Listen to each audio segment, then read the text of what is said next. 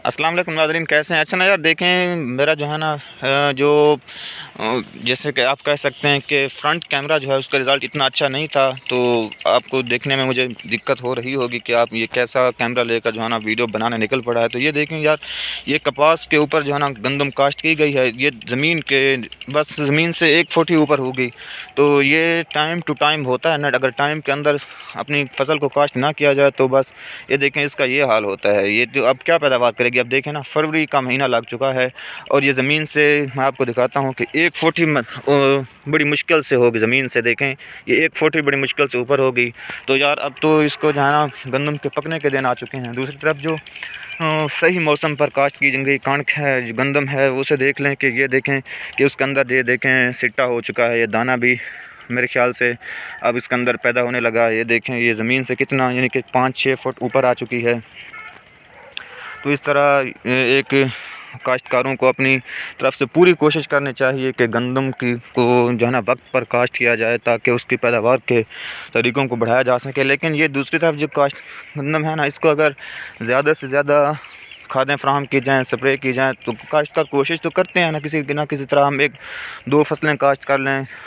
लेकिन कपास की जो फसल होती है वो मेरे ख्याल से 12वें महीने के अंदर जाकर ख़त्म होती है। उसके बाद काश्तकार 2-3 दिन हल लगाते हैं, इसकी तैयारी करते हैं ज़मीन की और उसको सुखाते हैं। किसी तरह ये ज़मीन सूख जाए ताकि जो है ना पैदावार के लिए ज़मीन को बेहतर बनाया जा सके। तो इस तरह करते करते उनको 15 दिसंबर हो जाता है। दिसंबर की जो काश्त होती है ना, वो बहुत यानी कि लेट काश्त होती है। तो उसकी पैदावार जो है ना, बस ऐसा कह लें कि ना होने के बराबर होती है। अगर ज़्यादा खादें दी जाएँ तो ये ऊपर से जो है ना नीचे चली जाती हैं, उस तरह भी पैदावार मुतासर होती है। तो कई काश्तकार ये बेवकूफ़ी करते भी हैं, ज़्यादा खादें दे देते हैं। तो ये देखें मौसम तो बड़ा खुशगवार हुआ चाहता है, देखें एक कैसी हसीन लग रही है, लेकिन इसकी पैदावार इस गंदम की बनिस्बत जो है ना, ये देखें ये खाला है। ऐसे समझ लें कि इसके अंदर पानी का जो मैंने ड्रिपिंग सिस्टम का जो व्लॉग किया था उसके अंदर बताया था कि कैसे जो है ना उसको पानी के नुकसान को कम से कम किया जा सकता है।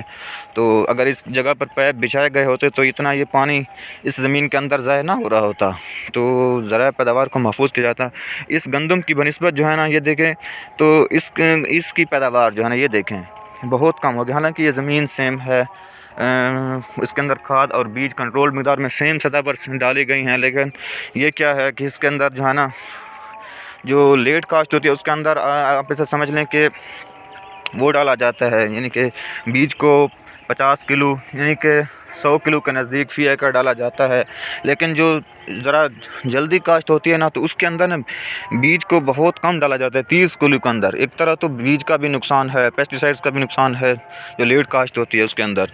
तो और पैदावार भी ना होने के बराबर होती है। तो हमारे किसानों को चाहिए कि इन चीज़ों से अवॉइड करते हुए ना अपनी तरफ से पूरी कोशिश करें कि जल्द अज़ जल्द 15 से 20 नवंबर, ज़्यादा से ज़्यादा मैक्सिमम आप ऐसा कह सकते हैं 20 नवंबर तक जो है ना काश्तकार को अपनी जो है ना तमाम फसलों को जो है ना वो बीज लेना चाहिए ताकि गंदम की पैदावार को बढ़ाया जा सके। और अपनी जो है ना हुकूमत को जो वो हमारी हुकूमत कोशिश कर रही है कि किसी तरह ख़ुद कफ़ील होकर दूसरे ममालिक को भी अपनी गंदम को यहाँ एक्सपोर्ट करे ताकि हमारी मईशत को जो है ना एक सहारा मिल सके। जैसा चाइना करता है कि पूरी दुनिया के अंदर गंदम हो, चाहे वो चावल हों, हाइब्रिड चावल हों, सिंपल चावल हों, तो उनकी पैदावार को बढ़ाकर जो है ना वो दूसरे मुल्कों को एक्सपोर्ट करता है। एक कसीर ज़र मुबादला जो है ना वो कमाता है इस तरह।